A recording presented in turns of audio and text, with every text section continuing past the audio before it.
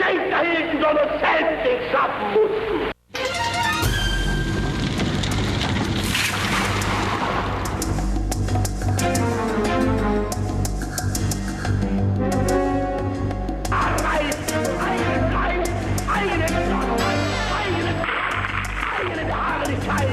Dann werden wir wieder hervorsteigen.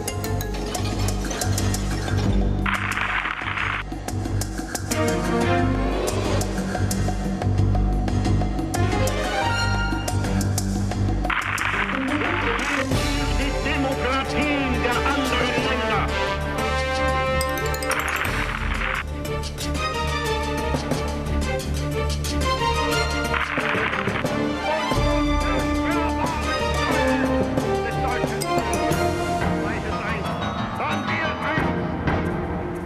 Die herrliche, ruhmreiche Armee.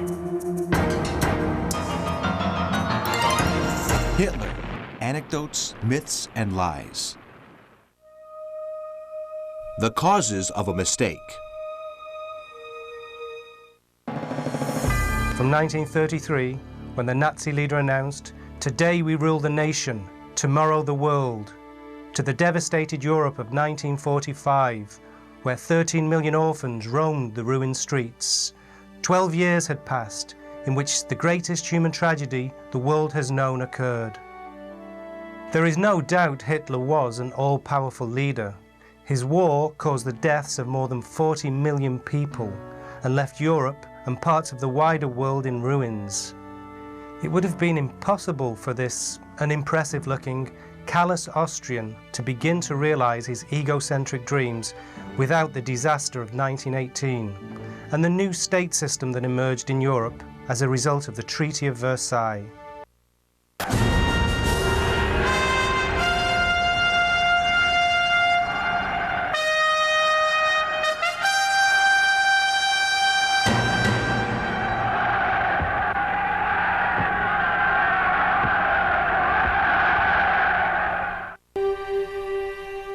Adolf Hitler was a complex personality. He was a dreamer and a visionary who counted his age by the years he imagined he still had to live rather than those he had lived. Awarded the Iron Cross for bravery in the First World War, his pride was deeply wounded by Germany's defeat.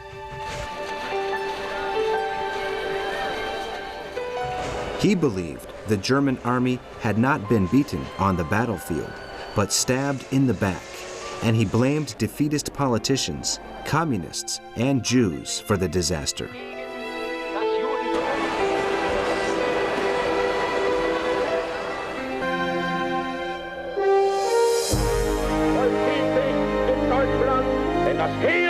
On the 24th of January, he spoke at his first mass meeting of the German Workers' Party, a far-right, anti-Semitic grouping founded by locksmith Anton Drexler.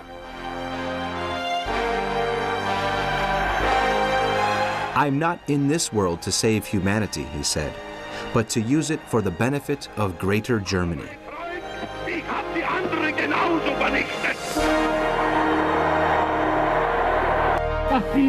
His populist speeches started to capture people's attention. He claimed the German people, or the Aryan race as he would have it, had been defined 2,000 years earlier by the Roman historian Tacitus, when he described the blue-eyed Germanic tribes of Northern Europe as brave, strong, and open-hearted.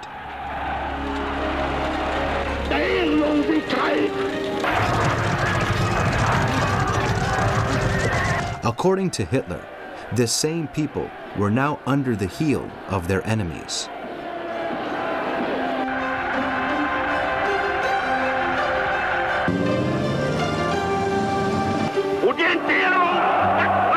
The exalted street agitator told his faithful followers, "I'm not capable of lying for my own benefit, but for Germany, I'm prepared to do whatever is necessary."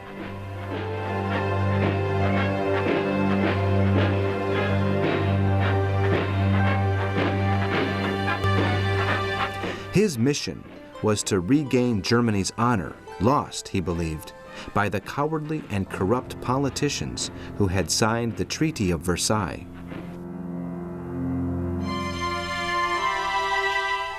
He blamed communists for the disaster that had befallen the country. In Hitler's view, throughout the war, the Jewish leaders of the Communist Party had followed the defeatist line laid down by their Bolshevik masters in Moscow.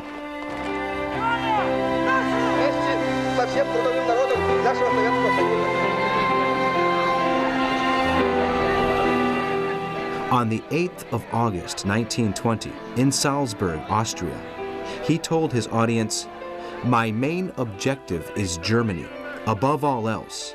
Later, we will expand throughout all those lands where our language is spoken."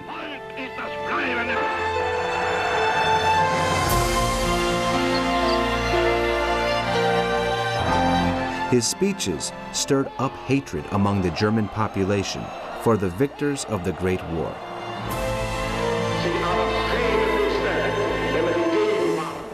Germans were led to believe they had been left without arms, defenseless, and humiliated.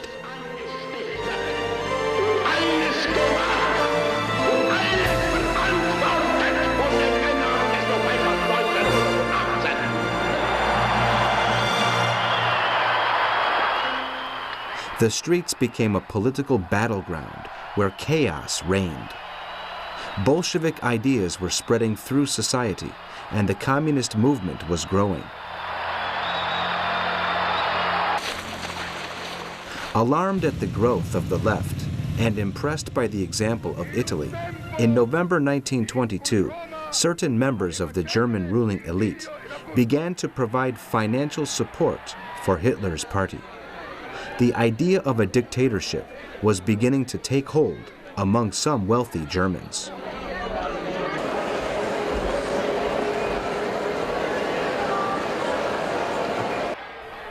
On the 21st of December that year, Hitler met with two important supporters in Munich's Regina Palace Hotel, Prince Wilhelm Dresde and Manfred Scharrer.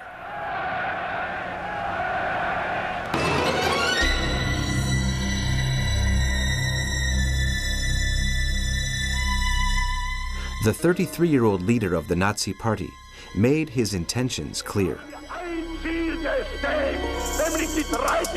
At this rate, the Bolsheviks will take over in Germany. We are involved in an ideological struggle, and if I lose, I'll be lynched. In spite of the restrictions on the party, I believe we must take the initiative.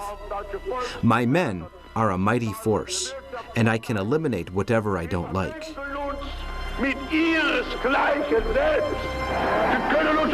If there is a civil war in this country, both the British and the Italians will support us. What Germany needs is a man who will rule with an iron fist.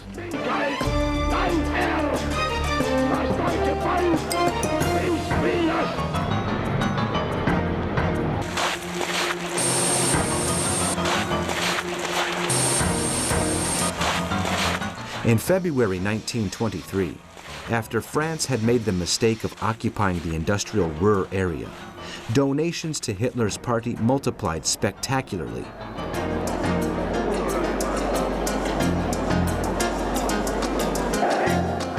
In November, convinced that a majority in the country shared his ideals, he staged his failed putsch against the Bavarian government, which led to him being imprisoned in Landsberg.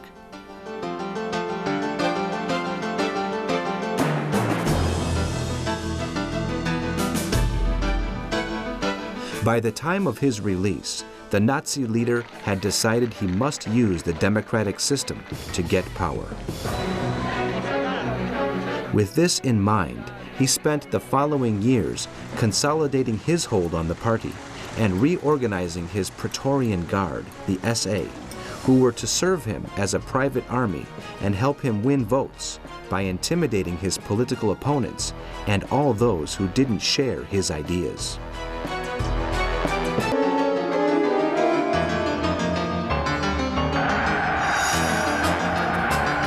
A somewhat awkward and reserved man, he was conscious of the fact that he didn't naturally inspire respect in others. But during his speeches, which were rehearsed for hours, he was able to transform his personality and mesmerize his audiences, particularly the young.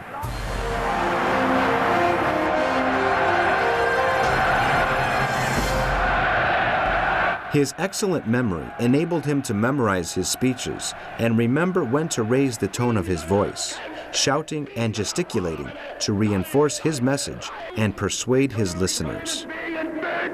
Kapitulieren werden wir nicht.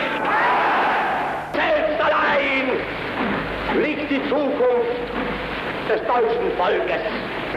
Wenn wir selbst, dieses deutsche Volk, wenn das Heer... He never actually used the word war and sowed seeds of confusion with statements that smacked of Lenin.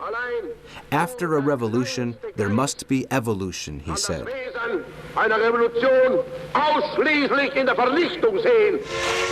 Commentators such as Trotsky and Stalin were baffled by Hitler, seeing him as the last line of defense of capitalism.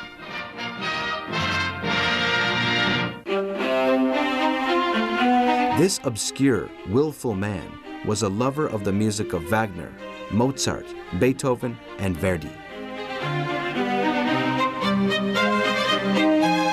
He appreciated classical architecture and the paintings of Rembrandt, and he liked to see himself as a Superman, a Nietzschean, Übermensch.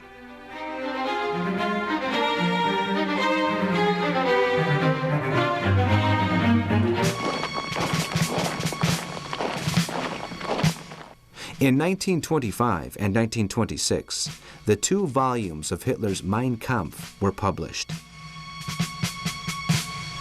This autobiographical work, dictated to his cellmate Rudolf Hess during his 9-month prison sentence, mixes ambitions for the future with political programs largely copied from other parties.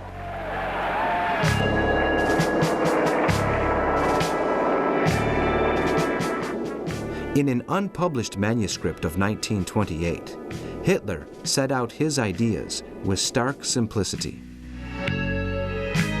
On foreign policy, he stated, "We will extend German rule more than 1,000 kilometers at the expense of Russia and Poland."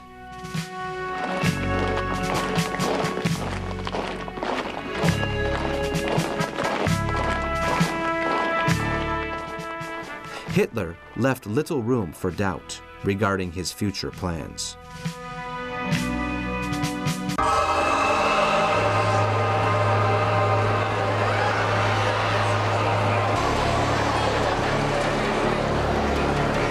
In 1929, Germany was plunged back into economic depression.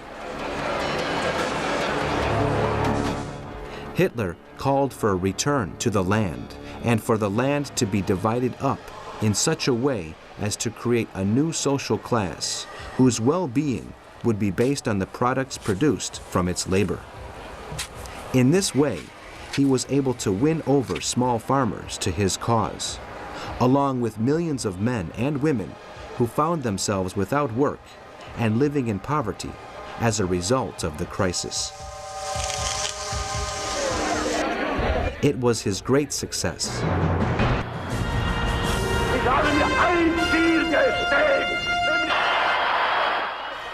He had managed to steal a march on his opponents, who were divided and disorganized.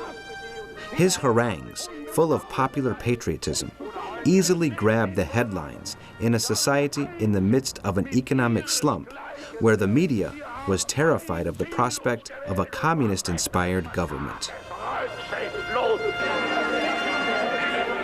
Despite his loudly proclaimed patriotism, Hitler had been stateless since his renunciation of Austrian citizenship in 1925, having been unable to obtain German nationality.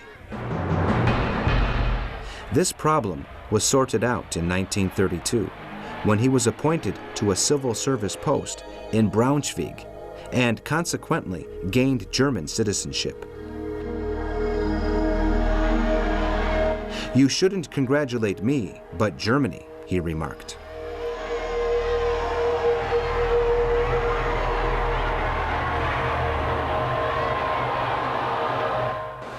In the elections of November 1932, the Nazi Party won 33% of the vote. The electoral backing of 13.5 million Germans made it the most powerful political force in the country.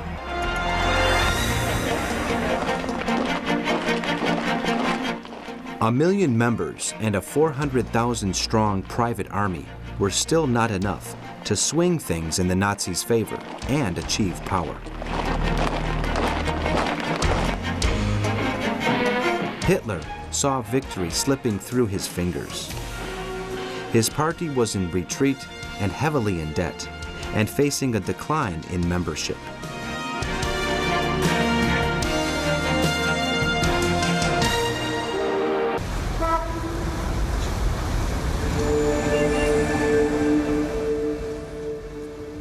Germany was slowly recovering from the crisis, and time was against the Nazis, who saw their breeding ground begin to shrink. Something had to be done quickly.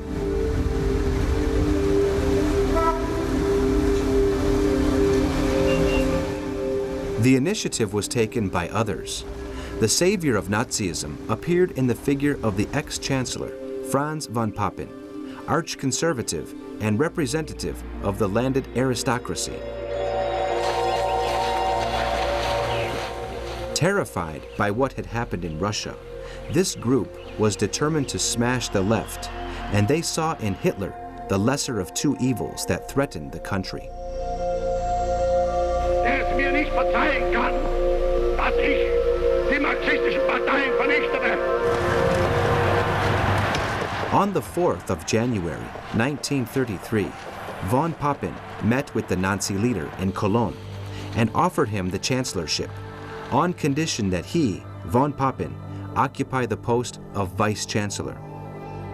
With a strong influence over President Hindenburg, to whom he acted as advisor on questions of state, and over the president's son Oskar, von Papen, together with the most reactionary elements in German power politics, irresponsibly nominated Hitler, believing they could tame him when he was in office.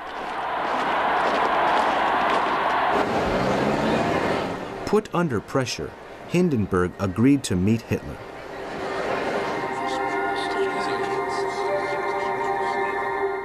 The dislike was mutual. As far as the president was concerned, the Bohemian corporal, as he called him, wasn't fit to run a post office, never mind a government.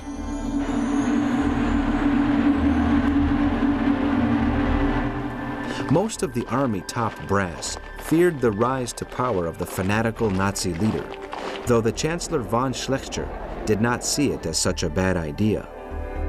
Throughout January, the palace intrigues continued, and Hitler was put forward as a possible solution to the crisis as part of a national front. Hard negotiating had already taken place to assign the different ministries and try to find a balance.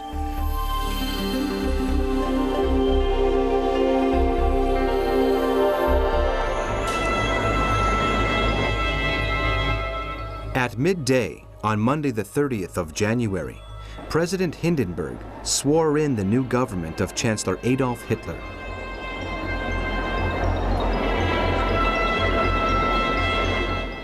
Many people were too concerned with the day-to-day problems to take much notice of the change in the executive.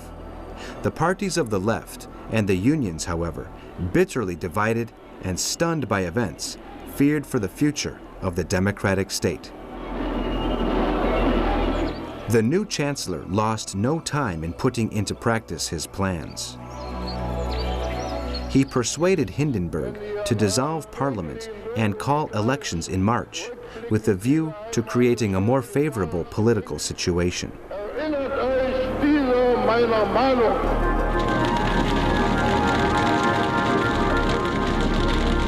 Then, on the 27th of February, the Reichstag was burned down.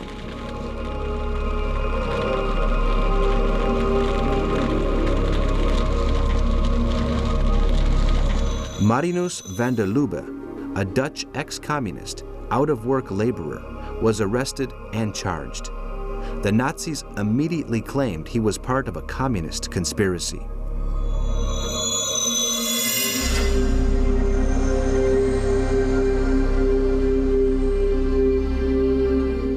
On the 28th of February, the Decree for the Protection of the People and the State suspended important articles of the Constitution that guaranteed freedom of association and expression.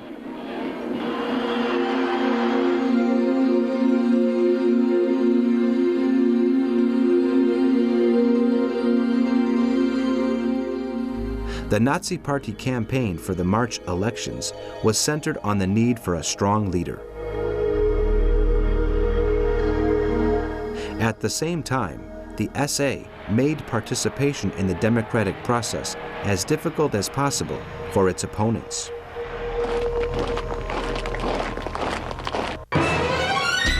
After years of persistence, Hitler had managed to undermine the idea of democratic elections as a legitimate expression of political life that must be held in free and fair conditions.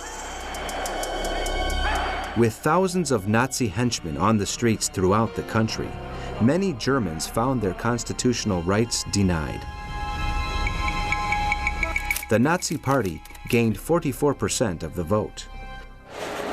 This was a significant percentage, but Hitler, having brought the country to the brink of civil war, had been hoping for more.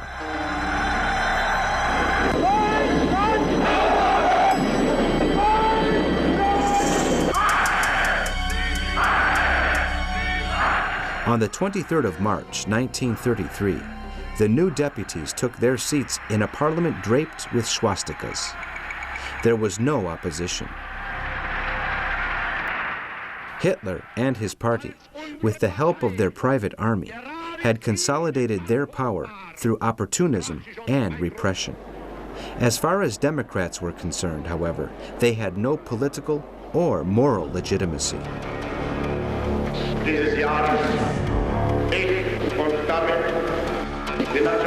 Communists and socialists were rounded up and their parties declared illegal, and trade unions and some professional organizations were closed down. The first concentration camps started to be filled up with Jews, intellectuals, and left-wing militants.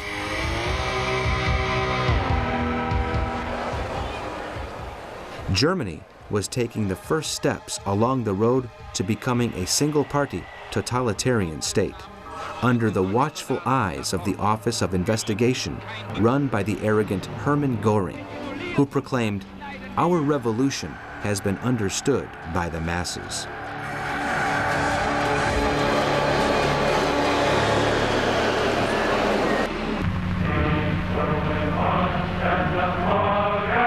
In 1933, the Gestapo was created to work alongside the SS and the SD, organizations which represented the iron fist of Hitler and in their own style set about convincing the population of the benevolence of the regime.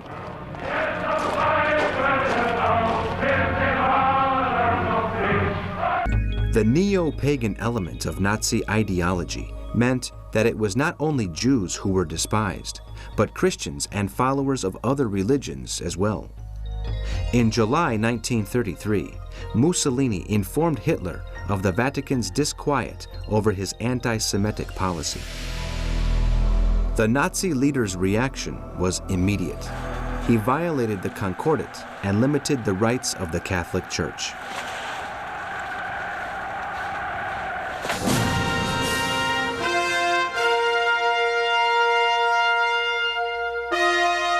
On the 10th of September, at the party's rally in Nuremberg, Hitler outlined his two main objectives: to create a powerful army and conquer our living space, Lebensraum.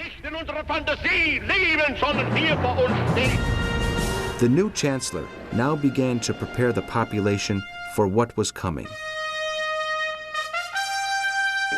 The Jews are usurers, he said. They are the creators of Marxism and socialism and the ills of capitalism from which Germany has suffered. How long will Germany have to support their yoke?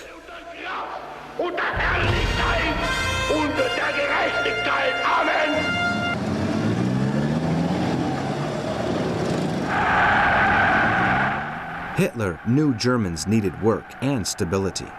If he could reduce unemployment quickly, he would gain the confidence of the population and its support. With this in mind, he converted the state into the locomotive of the economy, and making use of private enterprise, began one of his cherished projects, the construction of a motorway network linking up the whole of Germany. Hitler told Fritz Todt, the engineer who was put in charge of the project, "What I am charging you with is not just roads to improve the economy and well-being of our people, but that you help me consolidate national unity."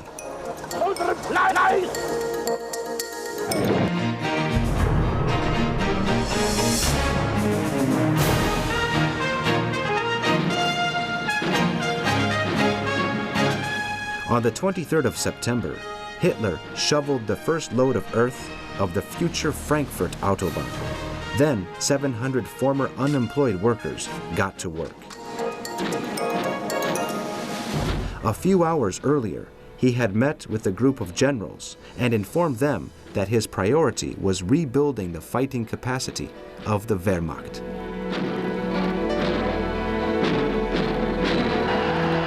On the 14th of October, Hitler proposed to President Hindenburg Germany's withdrawal from the League of Nations.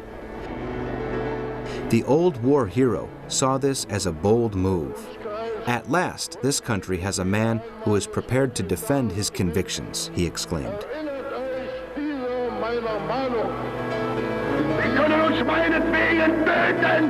At the same time, Hindenburg's opinion of Hitler were changing. German diplomacy was directed at calming any fears the great powers might have regarding the new regime. On the 5th of November, 1933, Jews from around the world met in London to call for an international boycott of Hitler's Germany.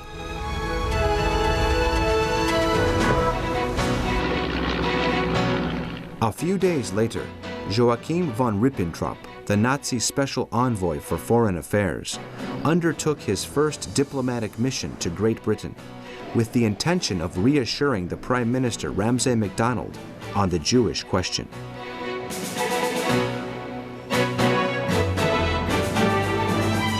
Among other things, Ribbentrop said another war between Germany on one side and Britain and France on the other was totally unthinkable.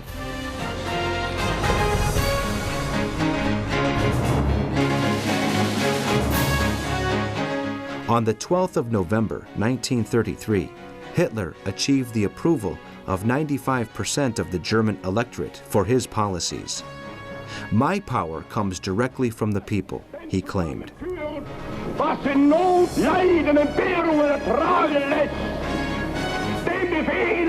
This support helped him to speed up his projects. On the 5th of December, the law for compulsory sterilization was passed with a view to implementing a policy of racial selection. The Vatican tried with little success to mobilize German Catholics against the measure.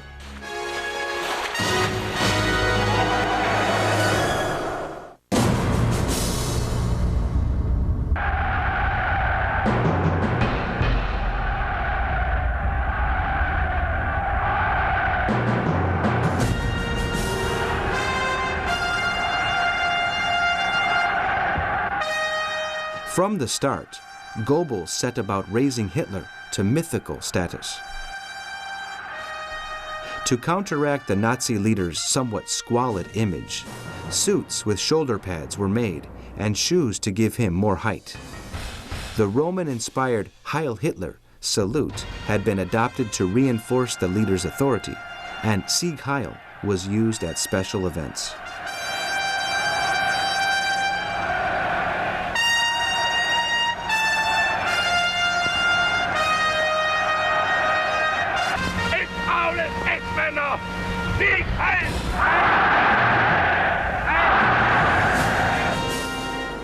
Many of the officers in the armed forces, the Reichswehr, were anxious about what Hitler in power might do. The head of the army, Kurt von Hammerstein, had told Hitler, Herr Hitler, if you achieve power legally, I will shut up. If not, I will shoot you. However, the new Vicewehr minister, General Werner von Blomberg, and the chief of the ministerial office, Colonel Walther von Reichenau, were convinced that Hitler's appointment as chancellor would benefit Germany.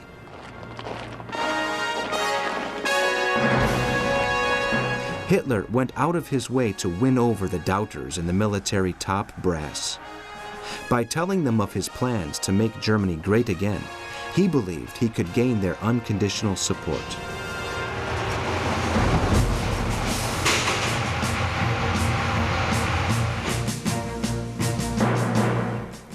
In one of his first meetings with the generals, he told them, "Democracy is unworkable. It does not exist in the world of business, and certainly not in the armed forces, where only one man gives the orders."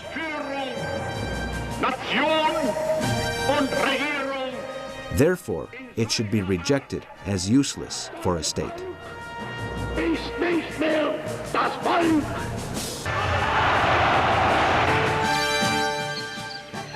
At the end of the meeting, there was still some grumbling as his listeners left the room.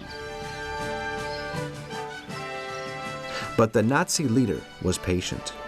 He was careful to show concern for the health of President von Hindenburg during his illness, as the old field marshal played an important role in bridging the gap between civilian society and the armed forces.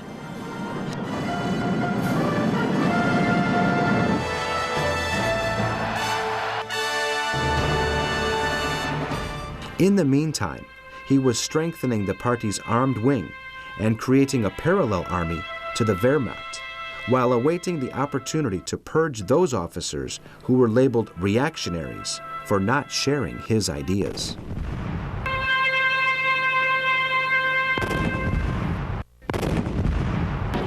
Some Hitler supporters in the high command, such as General Werner von Blomberg and Walther von Reichenau, were in favor of an increased Nazi presence in the military and intrigued against Army Chief Kurt von Hammerstein, whose views they considered to be incompatible with Nazi projects.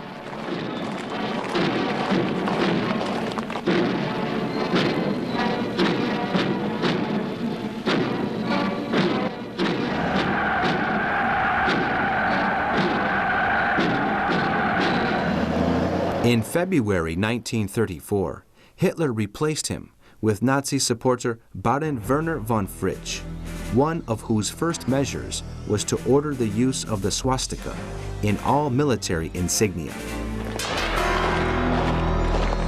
However, the new army chief did not share Blomberg and Reichenau's indulgence towards the SA.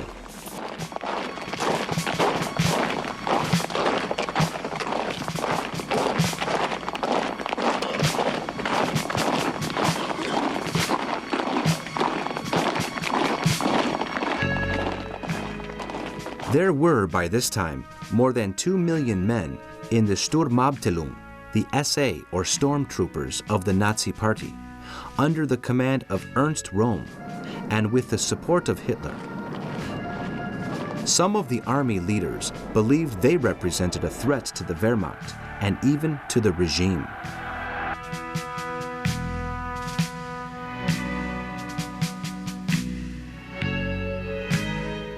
Röhm wanted to unite the two forces, but most of the Wehrmacht's officers, who came from Prussian upper-class backgrounds, were opposed to this idea, seeing the SA as crude and untrained.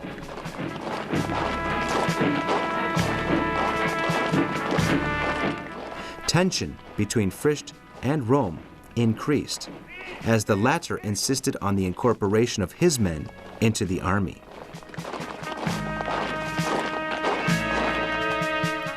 On the 20th of February 1934, Hitler signed a non-aggression pact with Poland. This gave him time to strengthen his war machine and deal with internal problems. At the end of the month, he met with members of the Army High Command and the SA and criticized Röhm's ambitions. This convinced the SA leader that Hitler had decided to betray the spirit of the revolution that had brought him to power. Röhm, who was being watched by Göring's men, was reported to have commented to one of his closest associates, "We should prepare a second revolution to overthrow the ignorant corporal." Blomberg and Fritsch made Hitler aware of their concerns about Röhm, who they considered to be an unscrupulous homosexual.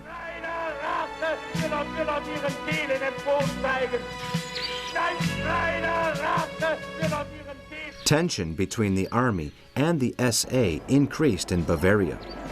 A part of the Reichswehr was reported to be on the brink of mutiny. Röhm was faced with powerful enemies such as Himmler, Göring, and his friend Reinhard Heydrich, who, together with Goebbels, spread a rumor that the SA leader and Gregor Strasser, another party leader, were planning to overthrow Hitler. Göring and Himmler convinced the Nazi leader that the only way of solving the problem was by force. On the 30th of June, 1934, Hitler flew to Munich and personally ordered the roundup of the SA leaders, including his old friend Ernst Röhm. Those detained were sent to Stadelheim, and Röhm was assassinated in his cell by SS agents Theodor Eicke and Michael Lippert.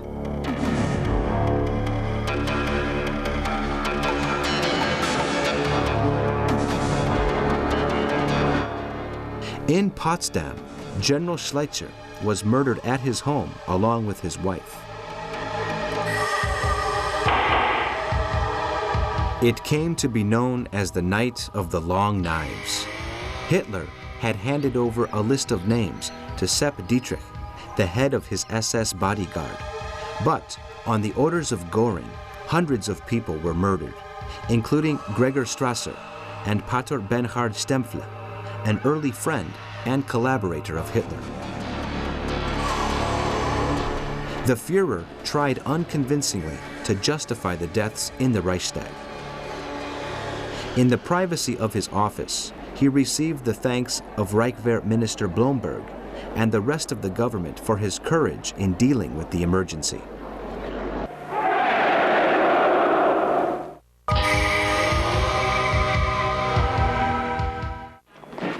Röhm's SA was cut down to size, and most of its members were integrated into the state security service. In this way, Hitler found a new use for the men who had helped him to come to power. The bloodletting caused anxiety among Western governments, which only increased when, on the 25th of July, 1934, a Nazi assassinated the Austrian Chancellor Engelbert Dollfuss. Worried about the reaction of Mussolini and other European leaders, Hitler attempted to distance himself from this action. He sent his condolences to Dollfuss's widow and ordered the public hanging of the Vienna assassins. But nobody believed him, especially as before the event, he had talked of the government of Austria being overthrown. On the 1st of August, 1934, President Hindenburg was on his deathbed. Hitler visited the old man who, in a state of delirium, confused him with the Kaiser. "Sir, I wish all the best for your Majesty, and that you never trust the Italians."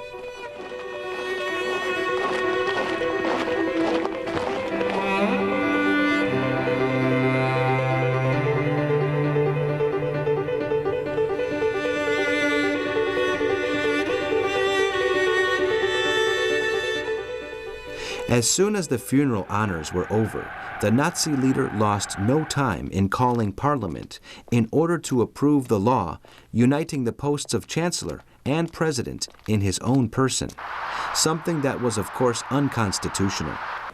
Denn nur euch allein ist das alles zuzuschreiben.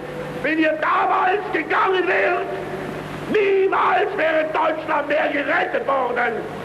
Ihr habt das Recht, euch heute durch euren Mut und eure Beharrlichkeit als des Volkes und Vaterlandes Retter zu wählen.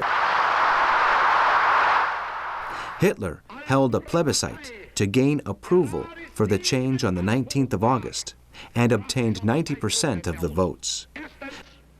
Sie wollte eine wahrhaftige Weltanschauungspartei sein.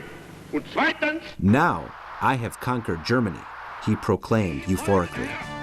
kompromisslos die einzige Macht und alleinige Macht in Deutschland. But relations with a section of the Army High Command were still strained and were made worse when the oath of loyalty to the Weimar Republic was replaced by one to the Führer Adolf Hitler, leading to a partial resurgence of hostilities between the Wehrmacht and the Nazi Party. The purge undertaken months before seemed to have served for nothing.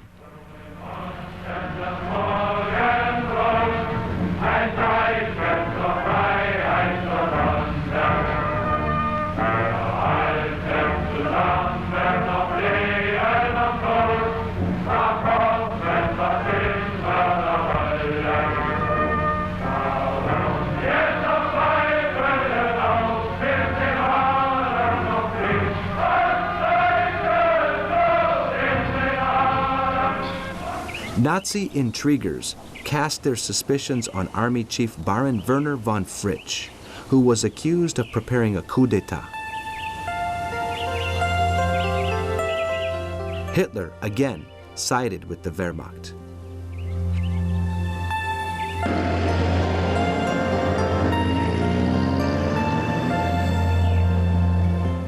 In January 1935, the Führer gained his first great foreign policy success in the referendum on the future of the Saarland.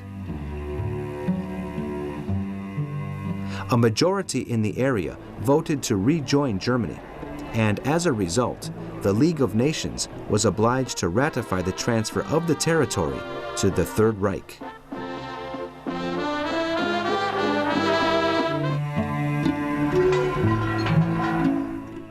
In the spring of that year, the Luftwaffe was expanded to become a powerful air force. As part of his rearmament plans, Hitler introduced compulsory military service, which led to protests from Italy and France, concerned about Germany's disregard for the Locarno Treaty.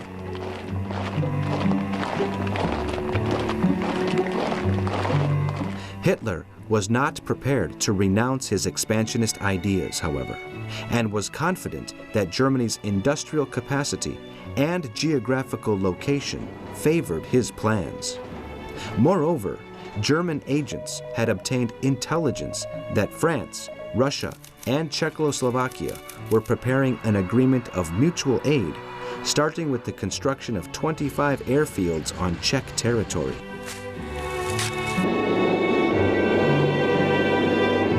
Hitler immediately ordered his general staff to prepare a surprise attack on Czechoslovakia to be launched when a favorable situation presented itself.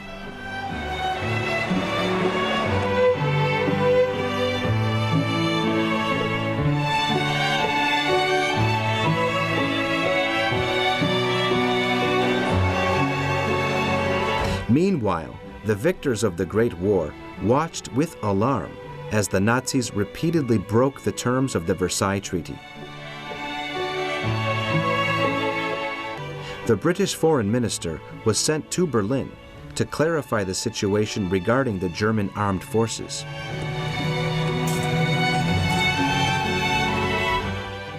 The British minister was shocked when Hitler informed him that he could count on 36 divisions in the Wehrmacht and a Luftwaffe that was more powerful than the RAF. The German leader assured him the buildup of armed forces had been undertaken only to satisfy the ambitions of the military and ensure peace.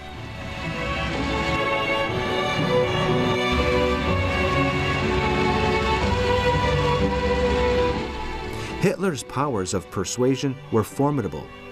Helped by a degree of hypocrisy on the part of the British, he managed to persuade His Majesties to subscribe to an agreement that allowed the German Navy to be built up to at least 35% of the tonnage of the Royal Navy. This was part of his peace program.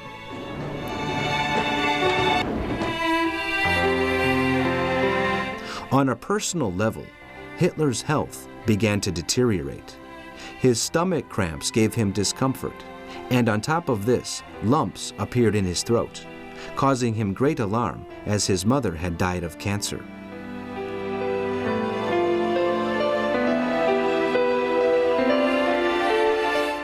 Following a successful throat operation on the 25th of May, 1935, he was relieved to learn that there were no malignant tumors. The hypochondriac Hitler, who was with Admiral Reuter in Hamburg, exclaimed it was the happiest day of his life.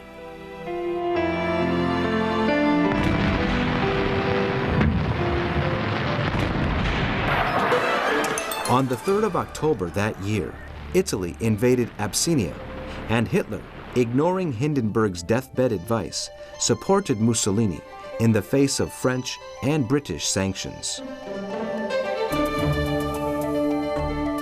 As a great admirer of the Italian leader, Hitler told his general staff he could not collaborate in the destruction of the fascist regime, especially as Germany itself would soon begin to demand its own place in the sun. At the beginning of 1936, Hitler again defied the Western powers by sending the army into the Rhineland, forbidden by the Treaty of Versailles. On the weekend of the 7th of March, a group of soldiers on bicycles began the military reoccupation. The German government defended this latest violation of the treaty by arguing that the area was strategically important and voicing its concern over the Franco-Soviet agreement signed on the 4th of the month. Blomberg, alarmed by protests from London and Paris, appealed to Hitler to withdraw the troops before there was a confrontation. But the German leader confidently reassured him that the French and British would do nothing.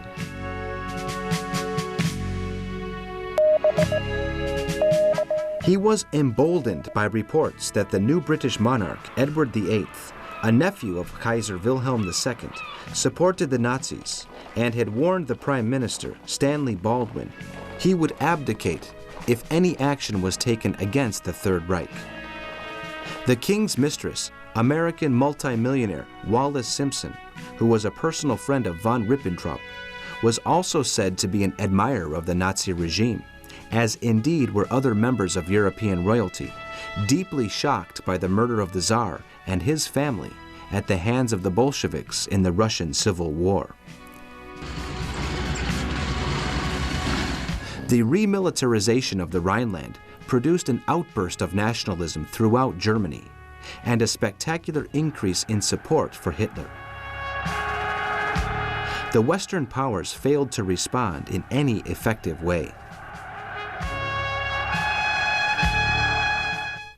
On the 25th of July, 1936, Admiral Canaris presented General Franco's emissaries to Hitler during an event at the Opera. The letter they delivered asked for help in the form of armaments, planes, and men to overthrow what the nationalist general considered to be the Bolshevik government of the Spanish Republic.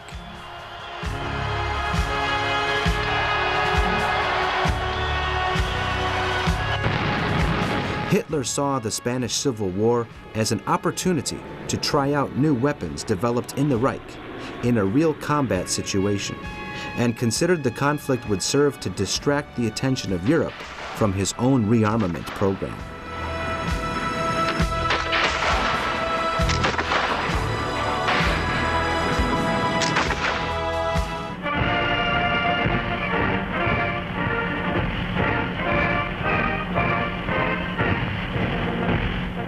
From the 1st to the 16th of August, 1936, more than 4,000 athletes from 49 countries competed in the 11th Olympic Games held in Berlin.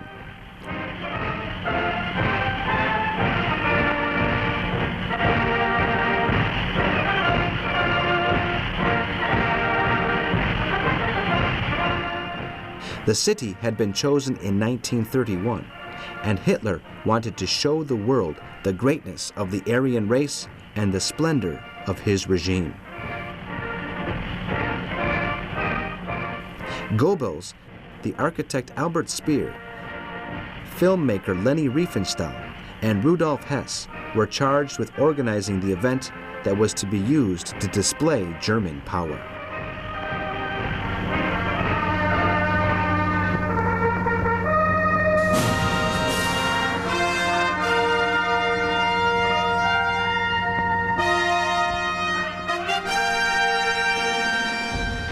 However, although Hitler spoke of his pride at the end of the Games, in which Germany had won 33 medals compared to Britain's 8, the superiority of the Aryan race was not quite so apparent.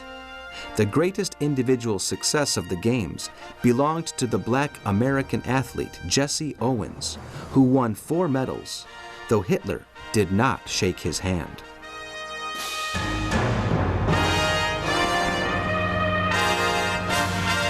The British ex-Prime Minister David Lloyd George was a guest of the German government at the Games.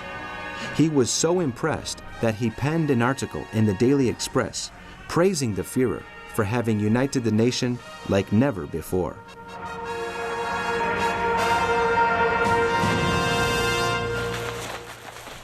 In September 1937, Mussolini made a week-long official visit to Berlin and observed the maneuvers of the German army.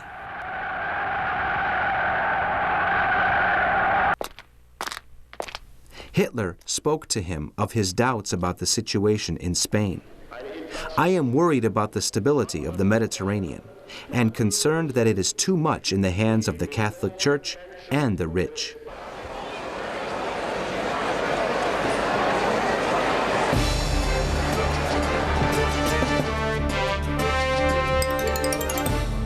On the 5th of November 1937, Hitler held a secret meeting in Berlin with his military adjutant, Colonel Hossbach, the Reichswehr Minister von Blomberg, Army Chief Baron Frischt, Admiral Raeder, head of the Luftwaffe, Göring, and the Foreign Minister Neurath.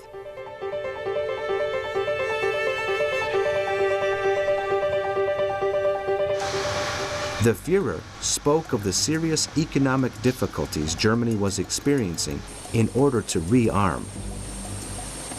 There was no money to pay for imports of raw materials, and therefore it was necessary to undertake, sooner rather than later, an aggressive foreign policy, occupying those countries that could provide what was needed. The first objectives were Austria and Czechoslovakia. Of those present, Fritsch, Blomberg, and Neurath voiced their opposition, arguing that Germany was not ready for such an adventure.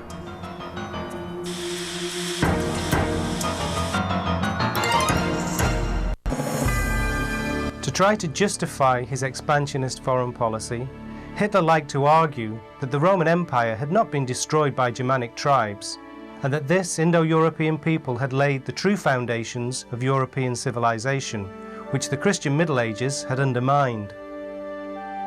He often repeated that there were more than 95 million Germans, and only 68 million under the protection of the Third Reich. It was therefore imperative, he argued, they act like their forefathers and occupy the necessary living space.